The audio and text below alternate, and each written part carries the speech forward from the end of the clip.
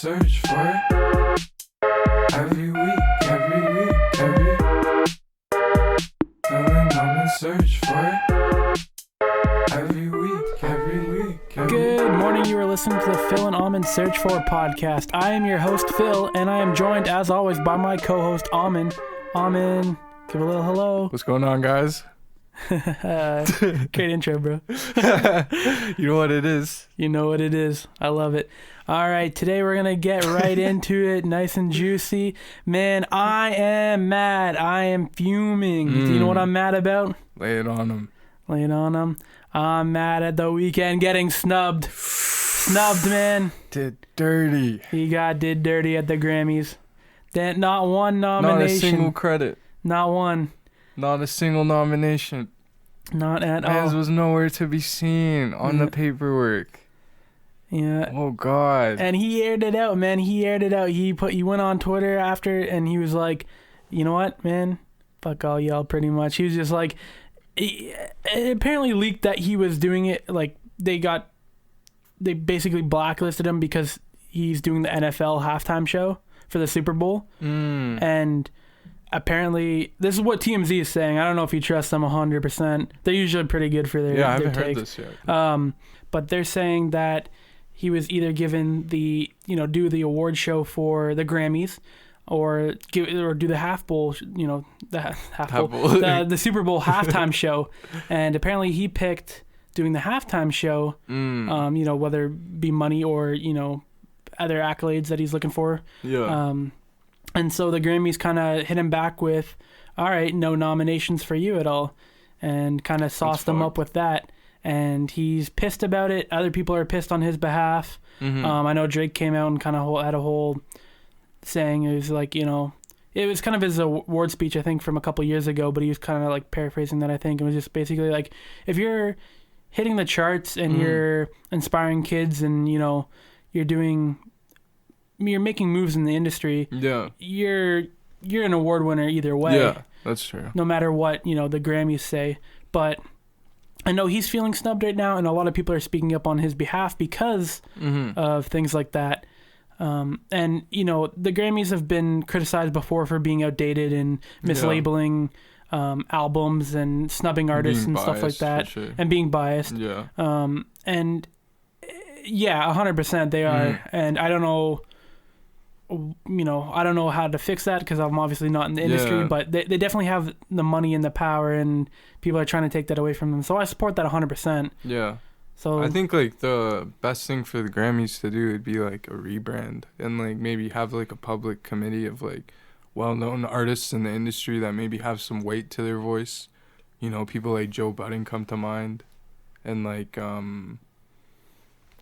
people with like a little bit of like a voice, that like a reasonable voice of people that could like, somebody who's like still got a foot inside the culture, where like a lot of these areas, like they seem to be snubbing a lot of like hip hop and R&B and like pop acts that are coming from like a hip hop base. So like clearly there's like a misrepresentation somewhere going on. So maybe like what the Grammys needs to do is like, put a focus on like them having like a better committee, because like it's honestly like I haven't watched the Grammys in like years, man. Like I've never like I remember like as a little kid like watching it, and like because it was like something that would be like on or whatever, or like just watching the highlights of it or something. Like I remember like it being like a big deal, but like as we've gotten older, it's like it doesn't really matter, because most of the times they miss the mark, or they over like do it. Like they'll like give like one artist way too many Grammys instead of like spreading it, like, Well, I think that was the whole controversy last year was Billie Eilish.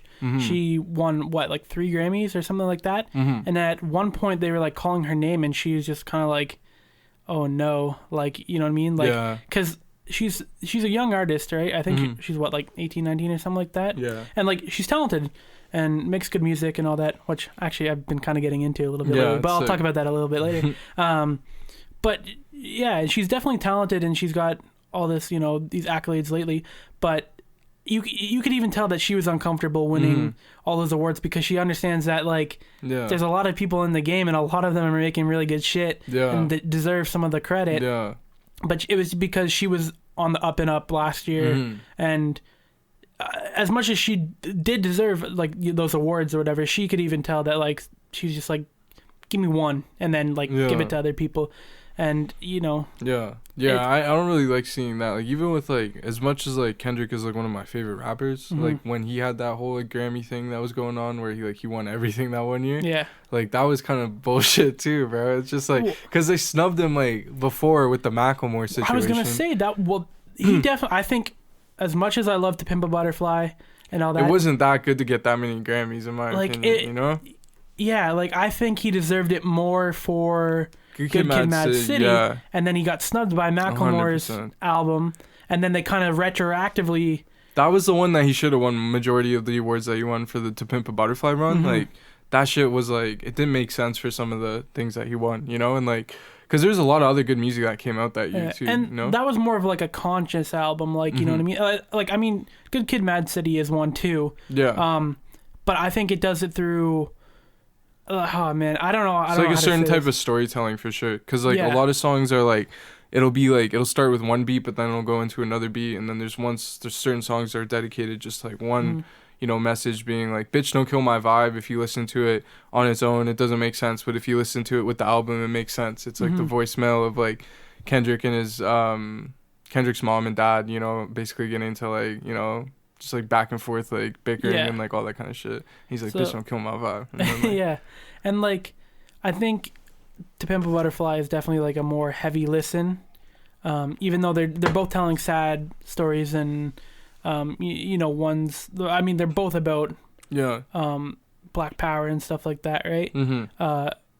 Personally, I think they like we were talking about, like they're retroactively trying to give him accolades because they like people were pissed about the first one, and I don't know if I 100% agree with that. Yeah, because then they're at the same time they're trying to fix that mistake, but they're also fucking up and like snubbing more artists in that process. Yeah, and like doing the exact same thing they're trying to fix. Exactly, and then it just creates like a circle of so if they snub The Weeknd this year, and like now they're say they're good again next year, are they gonna retroactively give him one for this year, right? And like then meanwhile he might not have like year? There might be another artist that comes out and like has a sick year, and then they miss out on that, Exactly. And like The Weeknd, he had this whole like for the last like year, ever since the release of the album, he's dressed as like only in the one like suit, and he's had like the bandage on his nose and like, that's the so sick. I love how he's doing that. He 100% dedicated himself to the character and like the role that he had like chosen, and he was excellent at it, you know what I mean? Like all the media and the promotion and the tie-ins to the album and its themes, and I really like the album a lot. I'm a big Weeknd fan, that's no surprise here, and I just think it's like, even you can argue that maybe like he wouldn't have won any of the awards, but I think this is like his most successful album, like sales wise. Commercially, right. This is one of his biggest albums. Starboy was huge though. Starboy was like everywhere, but this like album I feel like has like those like certain records, like the Lights record, Blinding Lights. That one's like huge. Like, Heartless, there's a lot of big ones. And like he gets a lot of radio play for like other songs, and like he was big, but like commercially, I think this was his biggest selling and like highest on the charts for a while, and it just to get snubbed for that, I think is just it's wild, and we might be a little bit biased because like definitely the whole Canadian and Ontario kind of vibe that we but I think the reason why it's like a big deal to us is like we know that it's like not really like a common thing for like a Weeknd to exist, so it's like kind of seeing somebody like do is like move mountains, so to speak, as like he's been doing in this like past couple years in the industry, and not get recognized for that, then like that's like just like a huge letdown, and it's like, and it proves like that the Grammys aren't really shit, like it doesn't really matter if you get recognized by them or not, because he's still gonna make more classic albums, and he's still gonna like have more classic moments, and like the Grammys is just like one little like piece of shit smudge in like the story, and like it's just it's one of those things too, because it it leads you to other like shows and like bargaining deals, because like if you're a Grammy winner, you know, especially if you're just like a new or starting out artist, obviously the Weeknd's established, but like it leads to, you know, deals behind the doors, because, you know, suddenly you can start charging more for your shows, or, you know, you can start taking a bigger piece of the profit. And we've talked about 360 deals and record you know, deals and labels before, and how they're shady, you know, and they try and, you know, maximize profit off you, and they don't really care. And you know, especially to some of these smaller artists, like even getting that Grammy nod, being like, hey, like you were one of the top this year, you know what I mean? It can be monumental to them, you know what I mean? Especially in their career, and kind of, you know, a stepping stone for them. And obviously the Weeknd probably has a lot more bargaining power because he is such a, you know, big artist right now. And so the Grammy probably doesn't mean as much to him, but it's the fact that these people they have so much power behind doors, and like the moment, you know, they issued the ultimatum too. They're like, you do this and you say fuck the Super Bowl, and you do our show only, or whatever they wanted him to do. And it's just like, why couldn't he have done both? Like, I think they're like what, like a month apart, or a couple months apart from each other. And it's like, why couldn't he have done both shows? Why were they so hard trying to get him to do one or the other? Why can't you have to do with like power? advertising or something? Yeah, you know, certain like, things exactly. like that. Like just politics, you know, closed doors. But it's definitely something I think we need to like take a look at in the future. I definitely we'll kind of have to come back to this topic, you know, when like it all plays out, and see how it happens, because like the Weeknd's one of those legacy the Weeknd's one of those like legacy acts for sure, where it's like you can't really see like pop music progressing without the Weeknd at the forefront of it. Like it's just, of course, he's ingrained in it, you know. And like I like you were saying, we're kind of biased because like, again, we're Canadian, and like especially from Ontario, and like it's just like, it's such a feel good like feeling seeing somebody like do like creative you know, like things at like a super high caliber be level. A cultural standpoint for a genre. He's making like an impact on not only music but culture, in a sense that like he's changing it, you know. He's like changing like the way like a lot of kids like dress, and like with each of these albums or whatever, like his merch that comes out, like you see it everywhere. And then like, you know, like especially like when I was like at Ryerson, I remember like when like one of his albums would come out, like people would like line up for the merch or whatever, and like all that kind of stuff at the pop-up shops. And like he's just like an icon in that sense, where like, you know, you can't snub like an icon, and you know, he's gonna keep doing great things for sure. Well, like the show that was supposed to happen this year, obviously, you know, didn't happen because of COVID, but that like sold out almost instantly. You know, we've talked a little bit about it before with you know, Drake. You know, they come and they do like 2 shows, and it's not enough to satisfy anyone, because there's so many fans, especially in Ontario, where these guys grew up and they rep. You know, and just to try and, I don't know how to put it, but like just to try and make it known how like monumental these guys are.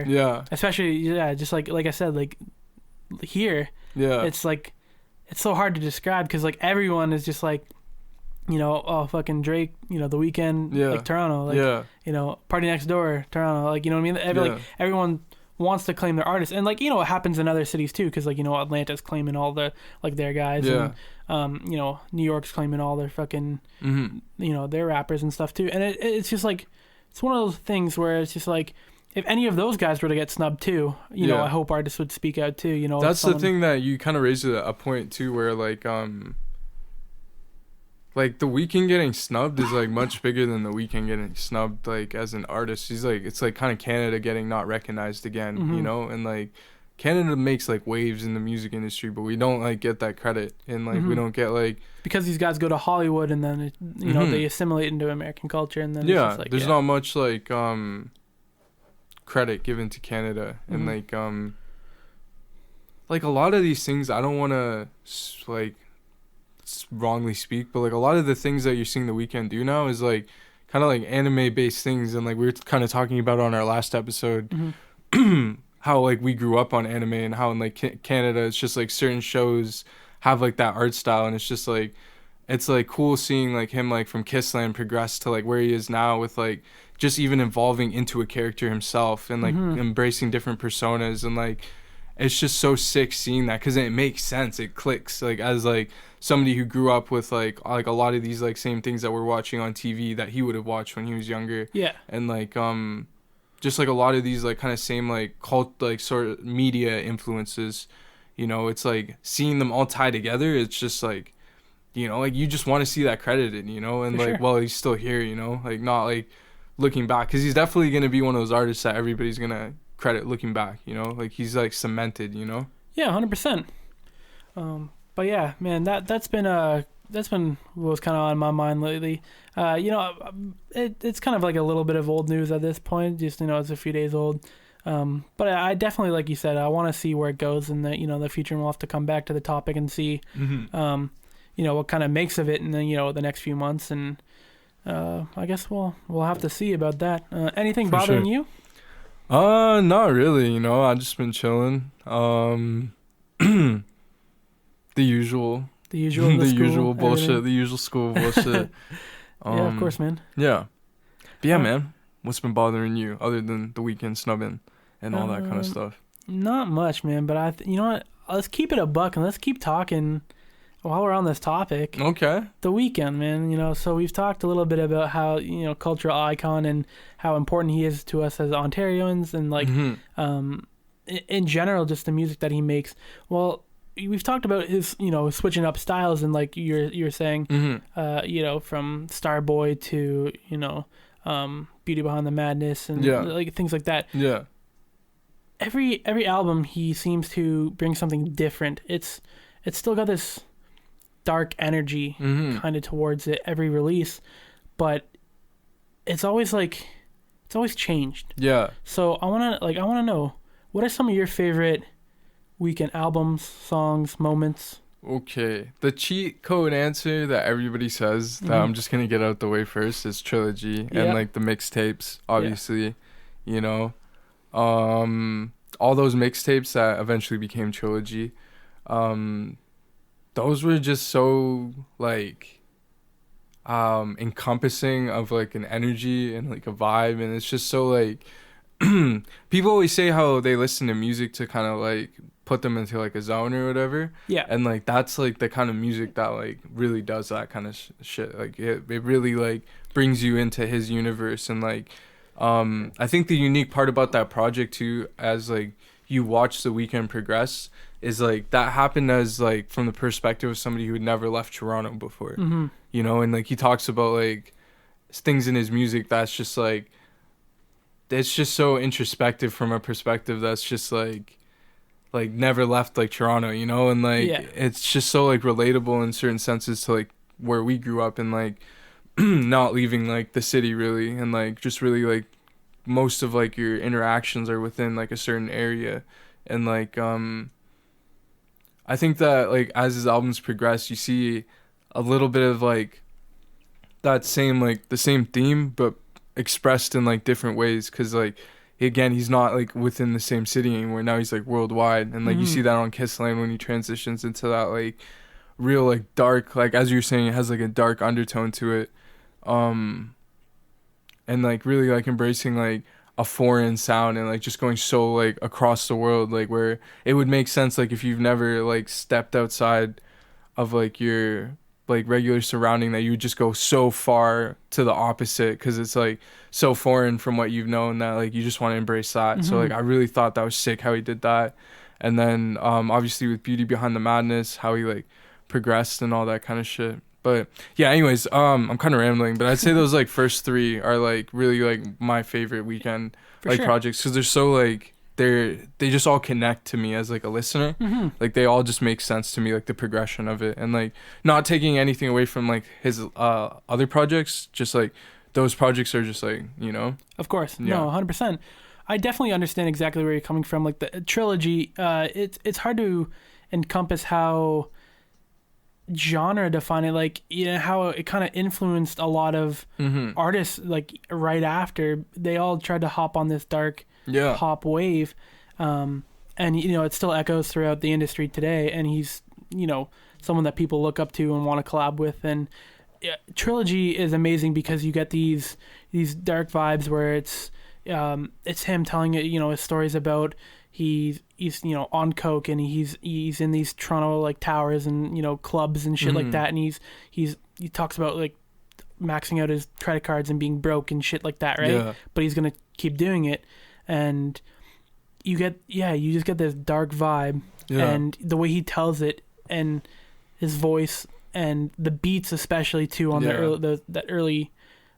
those early projects really just come to this cohesive sound that is so hard for anyone to replicate, I think. Yeah. Even the Weeknd himself, if you were to do it today. Yeah, I think that's a project that's really lost to time in the sense that like you can't recreate that, like that energy one of a kind, that came together with his like far as like where the world was at and like everything like that, like that project doesn't where music was at. Yeah, because like when I listen to that, I don't picture like current day Toronto. I picture like 2011, 2010 Toronto, 2009, like that like older area of Toronto where it's like, like it's a little bit like more barren and not as developed. Because like I think like that's what that music like says to like my ears. It's just like really like I don't know. It's just such like a distant music, Yeah. It's like crazy. I can't even like describe it. Exactly. And then you get Kissland next, and I'll admit this was not one of my favorite projects when I first heard it.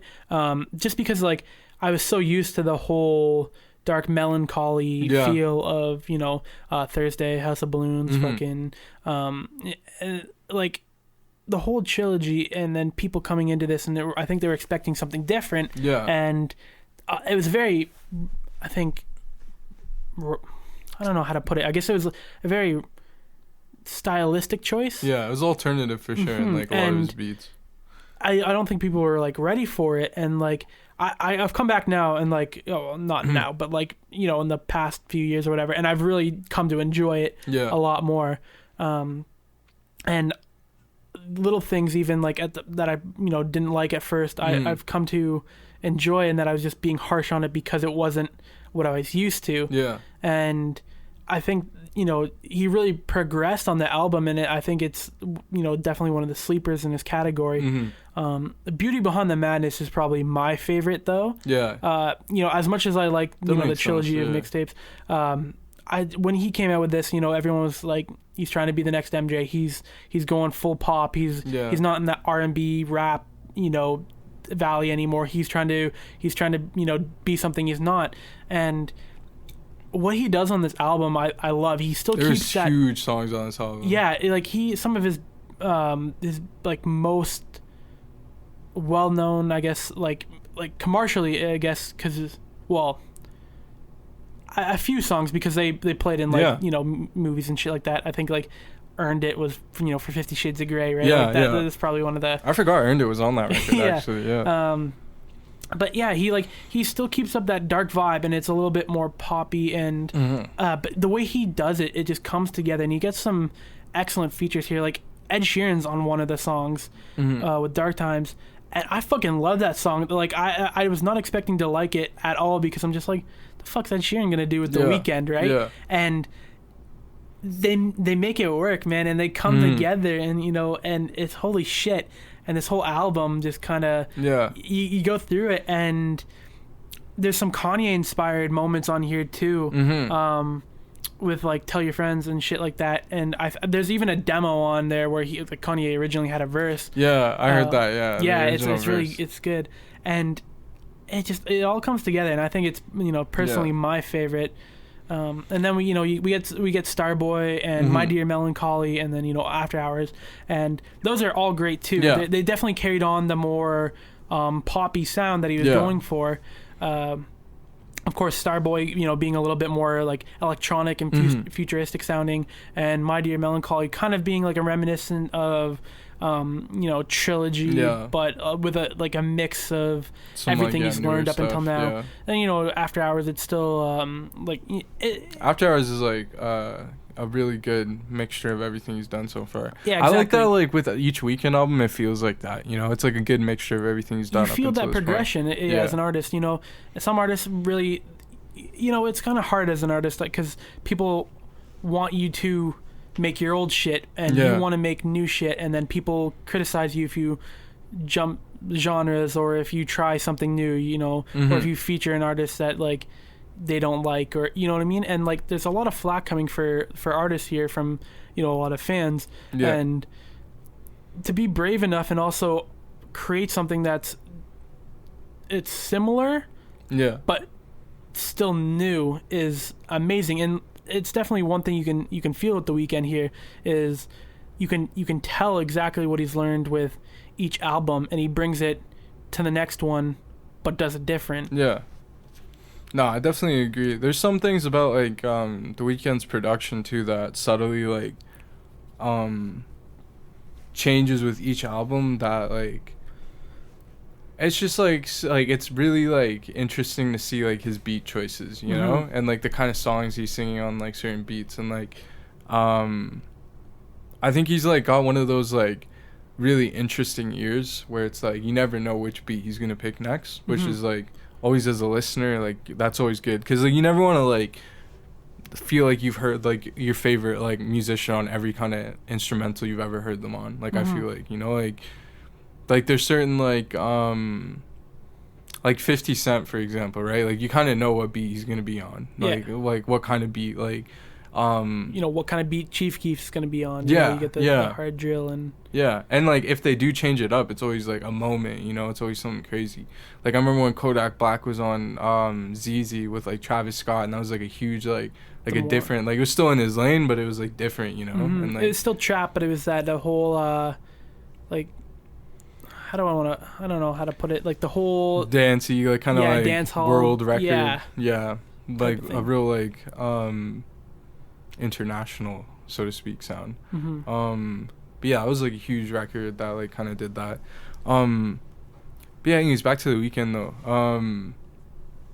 I feel like The Weeknd is like one of those artists too that like we're gonna eventually see like him like experiment a lot more, to a point where like we might even see like a rock album from him. I was just about to say, do you think he'd go like a slight punk rock? Oh, of course, bro. Yeah. Well, I don't know about punk, because actually, False Alarm is like literally a punk song.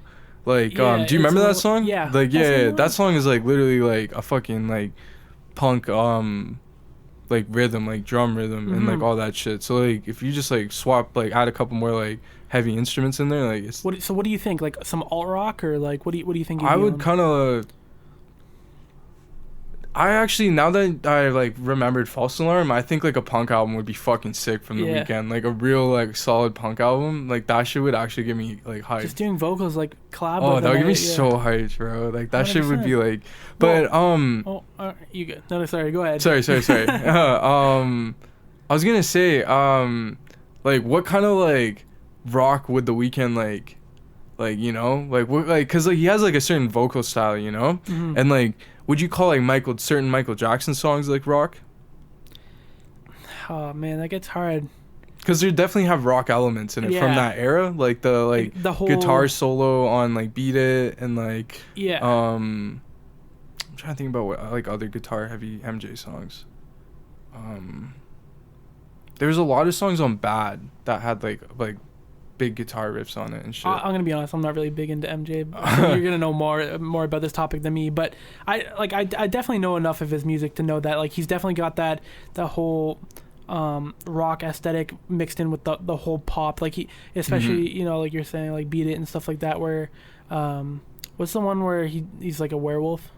Oh, Thriller, yeah. You kind of like, that's a bit more of like, I want to say like 70s horror style, but like you get the whole like him dressing up in like in some of these outfits that he did, and you can definitely tell there's some inspiration there from multiple elements there. I definitely think that like if The Weeknd did do like an album, like an MJ-esque album, because like I mean you could argue that he kind of has been doing that with his like more like 80s pop sound, but like I feel like The Weeknd could get into like a real heavy bag if he wanted to, and like just do some like fucking like even like fucking Black Sabbath-esque metal, you know. Like that shit would be fucking crazy with The Weeknd vocals. Even like, yo, you know that one song Changes by Black Sabbath? It's not really like a metal song, but like it's like a really like fucking like Like, I'm going through changes. Like, imagine the Weeknd covering that shit, bro. Like, that shit would be fucking crispy, you know? That should be mad good. Exactly. And, you know, we've talked a little bit about vocals here, and I want to ask you this, because, you know, we've talked a lot about the Weeknd, and especially, you know, him and his voice, and how he uses it to make these pop albums and whatnot, and, you know, overall themes. Who would you rank as having one of the best voices right now in music? Ooh, right now? Or rap, or like whatever category you want to.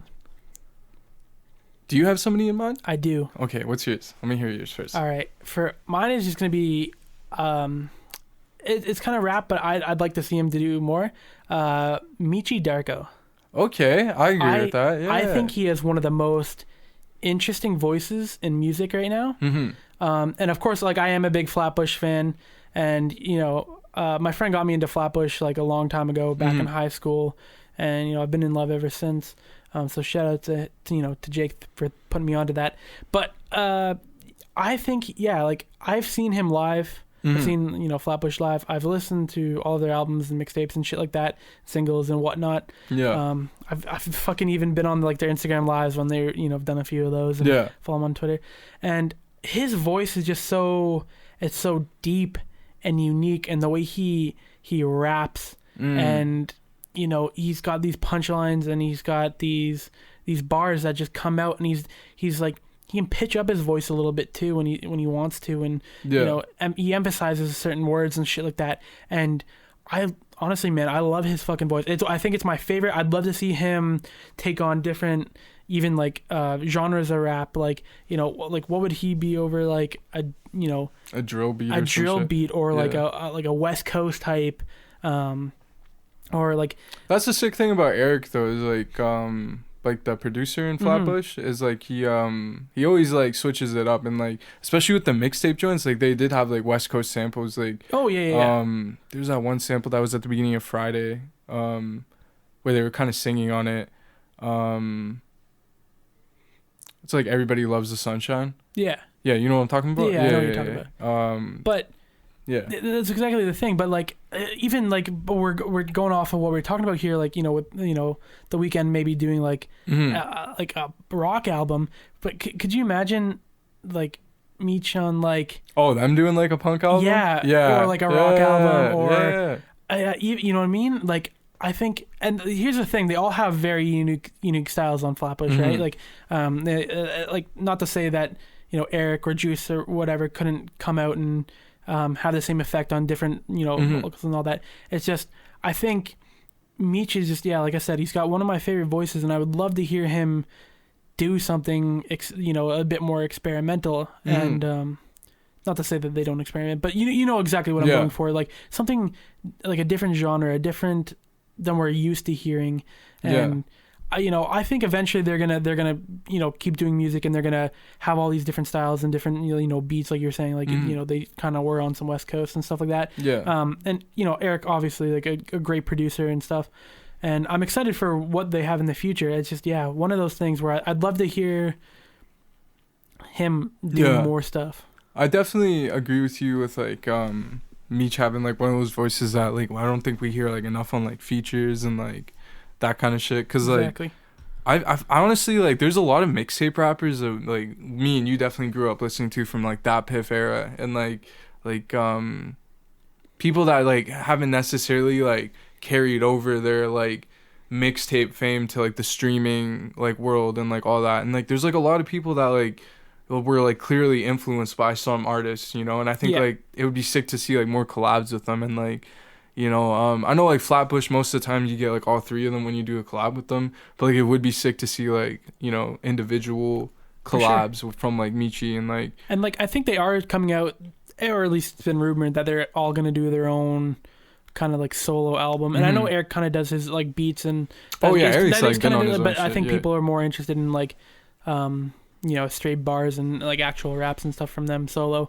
So I you know, that we'll have to see if that actually comes to fruition, if they actually do kind of do their own rap albums. I'm not sure if they will, because as a group they've kind of done everything collectively. But I definitely think though, it would be great to hear them each feature individually on more projects. You know, there have been a few features where, you know, especially with like, was it the Cozy Tapes Volume 2? You know, with A$AP Rocky and all that. Yeah. A$AP group. Fucking Meech was on that, and I think Eric was on that a little bit too. Yeah. And I don't know. I guess that's just my answer. I want to hear more. No, I'm with you on that. No, I definitely agree with you. I think personally, like, one voice that, like, on the topic of, like, rap that you don't really hear a lot is, like, I'd like to see, like, Kid Cudi, like, kind of have a resurgence, you know? Because there's, like, a lot of, like, artists that are, like, inspired by him, like Travis, and, like, Well, would you not say that he's had a resurgence lately? I wouldn't, because of, like, in the the fashion which is being like executed. Like I want to see like a solo project from him where he's like snapping and embracing like a whole new persona. You want a Man on the Moon. Type like a whole kind of like something to buy into, you know, like something like not buy into as in like money wise, but like as a fan to like believe in again. Because there's like Kids See Ghosts was like a sick moment. Like I'm not gonna lie, that shit had me like excited and like I was like really hyped about that. But it was also because of Kanye too, right? 100%. Like it wasn't like a solo Kid Cudi moment, which is like kind of what I'm looking for. You know, like I want to see Kid Cudi like stand on his own too. So you want him to come back with it? Well, actually, this is kind of perfect, you know, because we have talked about like artists switching to different genres. Yeah. And Cudi did not find success with his Speeding Bullet to Heaven.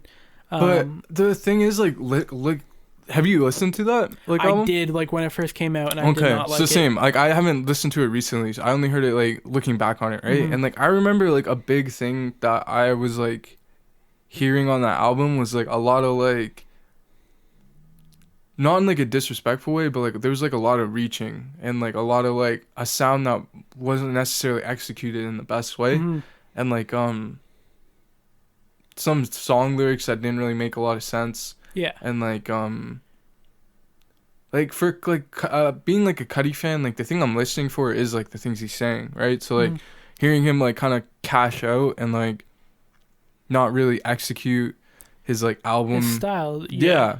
And like he's like missing like key parts of his style that like, you know, make him Kid Cudi on that album. And like almost feels like he's compromising for the style of music that he's doing, which is like kind of shitty. And like he's definitely like not done the same thing since then. Like obviously on Kids See Ghosts he was back to like same old Cudi. He's doing the whole he was definitely shining on that album too compared to Ye. But like his hms and ahs and moaning and he's so good at it. He is. He's got a certain vocal style that's just so like his voice is so unique. And like you're saying about Michi, like nobody really like sounds like him, you know. So it's like kind of like when you hear like Kid Cudi on a track, you immediately know it's him. Like he doesn't need to be credited on the track, you know. It's like a Kid Cudi from like even like the Travis like Birds in the Trap Sing McKnight. Yeah. Like there's certain parts where he sampled Cudi's voice on it where like Cudi's not on the song, and like it's just like you can clearly tell it's like Cudi because of like just how unique his voice is. Yeah. No, I agree. And he definitely like I am a big Cudi fan too. Like Man on the Moon, fucking. His earlier work, and it is definitely sad to see him kind of fall off. And I think it was kind of had a falling out with Ye and some other things. I don't know exactly what he got up to during that time, but like not that I'm obviously down, because I do want artists to like kind of reach out and like you were saying and like experiment. But he definitely was trying to go for a mark that like I don't think he or whoever he was working with kind of knew what to do with it. And I think coming back, if he was to go for, either a rap or like kind of like an R&B themed or whatever, if he kind of came back with that solo album like you're saying, he could definitely have like that bit of a resurgence. I was thinking, with Kids See Ghosts and the whole Travis Scott and like everything working there. I think he's back more in the public eye than he was before. Okay, I could see that. Definitely just, like name recognition, because people are like, oh, who's Kanye working with? And like, so a lot of these newer kids might not know, who he was, especially because he didn't have any relevant pieces of work during that time, because everyone kind of just made fun of him for Speeding Bullet to Heaven. But now that he's kind of like back. He had that Kids See Ghosts, and he's kind of doing his moans featured on Travis Scott and shit like that. His moans featured. His moans on Travis Scott. Yeah. No, but I definitely think he's working towards that release, and I'm excited for when potentially he does release another album. Yeah, no, most definitely. I kind of I know that the music industry's been sort of monopolized in the sense that there's only really one top artist, and the top spot usually it kind of switches. The Baby had a run, Meg Thee Stallion had a run. There's usually only one hot new artist, so it is kind of tough to see guys legacy acts in our eyes, people like Michi Darko to us is a legacy act because of the iconic things he's done with Flatbush, but people don't recognize him as that, so it's he won't get that same boost that the Baby gets. And as popular as Beast Coast and all of those New York guys are, and they definitely work together and put each other on and all that, it's just they have their fans, and they're not doing bad at all, sales wise and show wise and all that. It's just you're saying with the Baby and Meg and all that, it's just there's only one spot, and only one person can have it at a time, and it's so random to you have to really work for it, and even if you work for it and put your blood, sweat, and tears in it, you might not rise more above than just a small act, right? One person that's been really good at doing that kind of fits the little alternative album is Childish Gambino, and Bino's managed to not be on the he had a line back in the day where he's I don't remember what comes before it, but he's won't be on the freshman list, something. But basically what he's referring to is this thing called the XXL freshman list, which for our listeners that don't know what that is, it's the new magazine with all the latest rappers on it who they people do a cover once a year, and it's about the top 10 people who are new to the rap game, or who are starting to blow up within the last year. Exactly. And so Bino's never really been in that vein. He's always been an artist that's been around, and he's never really gotten that kind of recognition as that one top spot we're talking about. His mixtapes and Camp, his first studio album was rated, I think they gave it a 3 or something like that. And he was pissed off about it because he knew that he was getting not as much recognition. And I was one of those big super Gambino fans in high school. Where Camp was the soundtrack to grade 9, and then he dropped Royalty at the end of grade 9. Ooh, shit, Royalty, bro. And fucking and I fucking love that, and Poindexter and fucking all those other mixtapes and shit like that. And this actually, I want to talk about this too. I listened to a lot of the leaks that he had before before Because of the Internet. Well, but slightly before and then after that, because there was some stuff that he left off the album. Oh, for the Stone Mountain Kauai tape. And when that came out and everything. But he definitely he's always been one of my favorite artists. I think he's always had the potential and has been great with what he's done. Obviously not everyone kind of agrees for that.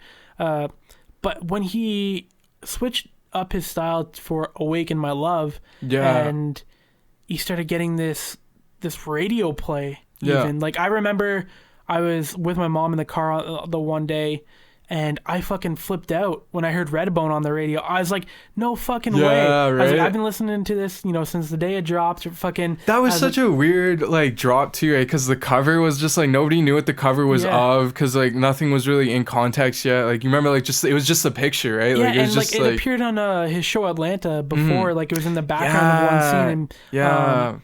And then it came out a few months later, and fuck, man, I actually went to his show, actually with your girlfriend. In case you don't know, me and T are friends, and so we went to the show together, and because she's a big fan too, and we flipped our shit when we were watching it, because it is all we'd ever talked about. We were both being big fans, and no one else was really that much into before Awaken My Love. And then that kind of came out, and fucking we're singing California and Redbone and fucking all the shit, right? And it was so surreal to us because it was just like, damn, man, like, and he did some of his, because of the internet shit. Yeah. And it was just, yeah, he was one of the guys that like changed up his style and found success for that. And like if you would have gone back, like, back to camp and told people that this guy is going to release this in a few years. Yeah. You guys are going to eat shit with your fucking, critiques or whatever. As much as, whatever, if you like camp or you hate camp or whatever. Mm-hmm. But just lyrically, sonically, and like the genre, just like everything, like he kind of like switched it up and really showed him that like he could do it, and it was so crazy to me. It's so surreal, definitely to see like all of that live. Yeah. I don't know, man. Nah, for sure, man. Like I definitely wish I fucking seen Gambino live, man. Like that's like one of those artists that, like, since I was like a little kid, like he was like that dude. Like I remember it was like an actor that rapped, and then I heard his mixtapes, and then I heard that I saw like watching the Bonfire video for like me back in the day was like a crazy experience, because like I just like only had heard like some like mixtape songs, and like there was this one interview that they kept playing on Canada Much Music all the time of like him with like the Freaks and Geeks video, like kind of like laced in, but it was just like an interview that he did. And like I remember I was like oh man, I just like remember those moments. And then now seeing him like where he's at, and like This Is America coming out, and like that being a whole moment, and like just like everything that he's like built is like so, like as a fan it's just like, like it's just so sick, like being a fan of his, because it's just like, like we were saying with The Weeknd, you just want to see like people succeed, so like for sure. Watching him like hit these new avenues, he's definitely touching like fans in different circles that camp didn't reach, for sure, and like all that kind of stuff. And just to circle back to this, I was talking about earlier, these leaks. I remember right after because the internet, I don't know if you ever heard it, Centipede. Do you ever hear that Gambino song? I feel like that sounds familiar. What does it go like? So like, centipede. I think so. Yeah. That's my horrible rendition. Anyways, but that leaked a little bit before. I think he kind of released it as like a single, or like put it on SoundCloud or whatever. But it was definitely a leak before then. And I guess we can get on the whole topic. Are you like a fan of when artist music kind of like leaks like that? It depends on who the artist is. I kind of like leaks because of how like lo-fi they usually sound. Yeah. And like we were like alluding to before in previous episodes, and like this episode too, like I grew up on like a lot of Dat Piff mixtapes, which like for those who don't know what that is, they're like low quality MP3s usually, right? So like a lot of leaks are like kind of that quality. So for me, it's like it hits like a niche part of my heart that like I always like. But for some songs, it's just like I don't really want to hear it till it's finished, For sure. See, I'm in the camp where I love leaks, man. I try and find out as many as I can. And like I was talking about like, I used to listen to like a lot of Beano leaks and stuff like that. And I listen to like a lot of Lil Uzi leaks right now. Oh yeah. The Drake, the Future leaks, all, big name artists and stuff like that. Yeah. But I remember Travis Scott. So I was like one of the OG Travis Scott fans too. Yeah. Like, man, I feel like I come in here saying like I'm an OG fan of this and that, but I was, man, like I was fucking. Well, dude, like a lot of the things that like we were fans of, like Travis was on the cover of like the 2013 XXL, right? Yeah. So like we like knew about him like years ago, Right? Like mixtape days, Owl Pharaoh. That exactly, shit. Right? Yeah. Fucking way back then, and days before rodeo and shit like that. Anyways, regardless, but I remember when he picked up the phone before, it was right after rodeo, and people were excited for his next release, and before Birds in the Trap sang McKnight, that had leaked with Quavo and Young Thug on it and shit like that, and the quality was such fucking garbage, and there was like I don't even think there was the full song, and I listened to that over and over and over. Like I must have given that like thousands of fucking replays, man. I listened to that leak so much, and I still do it to this day with like a lot of, like I was saying, like little Uzi leaks, because that guy has so much music that he just doesn't release. Yeah. And I love to listen to it because it's like you can listen to, you know, something from like 2014, you know, 2015, like whatever era you want of like these different artists. Yeah. And when they were like in their different primes, and you're like, this could have been on the tape, this could have been on the album, but you know, because of whatever reasons, you know, it got cut. And you know, sometimes like a song isn't as up to par as, you know, and you're like, but it's still cool to listen yeah, to. I can understand why, but I also understand it hurts them financially and also like creatively because, you know, if an album is almost ready or whatever, and then half of it leaks, well, you can't really have half your album already being, you know, played illegally and stuff like that, because then, you know, you're not going to get as many streams and downloads and shit like that. Yeah. And it causes a lot of artists to, you know, either scrap a project or like have to redo of it. So sometimes, like, you know, people just kind of bite it, and if it's only a couple songs or whatever, and they just, you know, release it or whatever. Yeah. But there's also, you know, keeping up with Lil Uzi, when he had the EXO Tour Life, that was on his 1.5 tape that he released on SoundCloud. It was with, you know, a few others. And that blew up. And I was on the front page of SoundCloud for time. Yeah. Well, originally, too, before they remixed it actually to put it on like Spotify and Apple Music, the original version, I have the original version on my phone because I prefer it more. But his words are a lot more slurred, and it's a little bit heavier and like not as mixed and polished and all that. Yeah. Because it wasn't meant to be anything super great. It was just kind of like a throwaway track. But then, you know, he did re-release it, and now it's one of his biggest songs because of how great it is, right?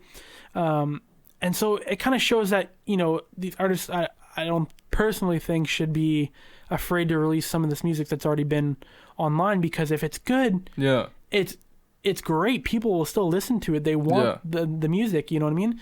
And a lot of these, you know, tracks are getting leaked and are throwaways, and people are, you know, crowdfunding it. Oh, like send $2,000 to this email address, and you know, some people chip in, you know, $5 here and there. Some people put $100 because they want to own the track, or they want it to leak or whatever. And it gives you a lot of you know, producers or people who are in the, you know, in these cliques to try and steal music from these people to leak to earn some money, because, you know, they're just hangarounds or friends or whatever. They're not, you know, if they can eat off, you know, leaking their shit, sometimes they do, which, you know, has happened to That's Uzi, shitty, right? You know, what was that one producer, Working on Dying? I don't know. I remember there's this one video of that kid getting yelled at where he's like sitting down. He's like, sit down, stand up, sit down. Did you see that video? I've seen it, yeah, that shit was fucked, man. But I think it was like Working on Dying, or maybe it was someone else. But like, there was a producer that he had leaked some of this shit, and sold, you know, some of Uzi's unreleased shit, and won't work with him anymore now because of shit like that. You know what I mean? And I think already with like the whole industry where there's a lot of fallouts and there's a lot of tension and a lot of people trying to make money and, you know, everything.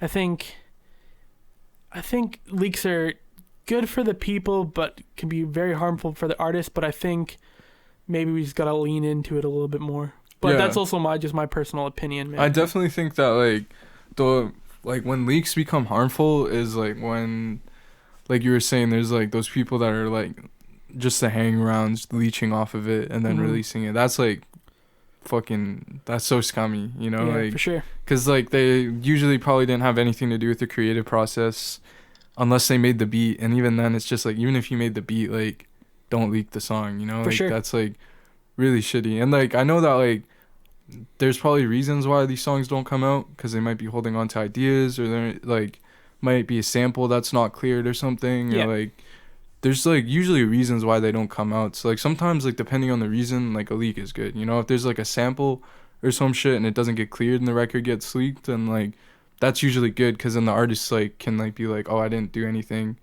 to release this song, so you can't like sue me or whatever, like it leaked, and like the song can still get out there and like all that. Samples are a whole other thing we could probably get really deep into, because I love when shit is sampled, because sometimes it just elevates a song Yeah. just a little bit. And I know some people have reasons why they won't clear samples or, labels and stuff like that, or because it costs money and, whatnot. And that's why I'm a big proponent of mixtapes, because you don't have to. Exactly, yeah. Right? But then again, the artist doesn't make money from releasing their shit as a mixtape. So it's definitely like good and bad. Well, there's like ways around it though too, right? Like you can release yeah. like a mixtape and like have majority of the songs have samples on it and use it as like a promo tool and have like 2 like singles on it, and then just release the singles on Spotify or SoundCloud. Yeah. So like if people are fiending to listen to your music, at least they'll stream your like things that you can get 100% of the royalties for, or however much of the royalties for. Yeah, and like there's definitely ways around it and all that, but I think at the end of the day, it's just one of those things where it's like the music industry is just, there's so much red tape and like caution around it. Yeah. But I definitely love leaks, man. My personal opinion on like sampling is like, if you like are able to do it in like an effective way and it's not like you're just biting an entire part of the song, then it's just like it's good. But like I find like a lot of like nowadays it's just like people get, because there's so many tools like as like a producer that's like using like the same things that everybody else is using. I'm using things like Splice. I'm using things like Output Arcade. Like there's certain like things that like every producer's using where we're all kind of sampling the same thing anyways. Like we're sampling like loop banks, or like we're sampling like certain like pieces that are like being released in these like composition bundles, and like it gets to the point where like how many songs like are gonna have the same sample because of those things now too, right? Yeah. Like there's like all these like new issues that always come up, so it's just like it's almost better to do it the traditional way of just like finding a record that like nobody's ever heard before and like just warping it in a way that nobody can tell what it is, or like just taking the L and like not clearing it and like not like understanding you won't make any money off of it, because like for everything that like you can sample, like you can play too. Like I think that's like where a lot of people like that's where like I drop off on the sampling argument, because there's like nothing stopping you from picking up like an instrument and just like playing something and like warping it to sound like a sample, because the technology exists nowadays to do that at like a fraction of the cost of like back in the day where you had to just get a record pressed and like order to sample it, because there's no other way to get that sound, because like otherwise like renting a studio and like renting equipment would be like so much more money. So like like now it's like it's easy to do it, like you can make your own samples, so it's just like kind of like I don't know. Yeah, no, 100%. I think we gotta start wrapping up here, so we'll go right to reviews. And as I said earlier, I've really been into a little bit of new music lately. My girlfriend listens to like Billie Eilish and Halsey and stuff like that, and a lot of more pop. So lately I've been kind of influenced by that and kind of listening, especially Halsey. I was listening to some what's their 2015 album, Badlands or something like that? Oh, I think so. I'm not a big Halsey mark. Yeah, neither am I usually, but like anyway, but lately I was listening to that the other day, and a few songs on there. And then Billie Eilish just released her new song. And I was kind of checking out my sister plays it a lot too. So I've heard her music before, and she's good. She's talented. So yeah. What else have I been listening to? Sad Baby. Carrie Benito. I don't know if you know them. No, I don't. Yeah. Okay. It's they're like kind of like, I don't know how to describe them. They're like a pop group. Okay. But it's like alt pop. Yeah, I don't know. I've been listening to a lot of different stuff, so I guess, go check any of those out if you're interested in those. I've just been on a wave of different music. I see. Just trying to really branch out to just really feeling other things than rap and hip hop right now. Just because I know Sub Baby's kind of rap, but yeah, I'm just trying to explore different avenues right now. I feel you. What about you, man? Not really listening to much, just my own like stuff, but. I just figured out how to, like when I was growing up, I used to use GarageBand on the school computers, and I haven't been using it on my laptop, and I have a Mac, so like I just figured out how to like record like guitar like super clean into it and like right into like the audio interface and like all that kind of shit. So I've just been experimenting with that, but so GarageBand. Yeah, I've been listening to GarageBand. Yeah. All right. Well, that's going to be it for us this episode. Thank you for listening. Make sure to tune in to our past episodes. Make sure to follow us on all our socials. Write a review. Recommend us to friends. And yeah, we'll see you next week. See you guys next week.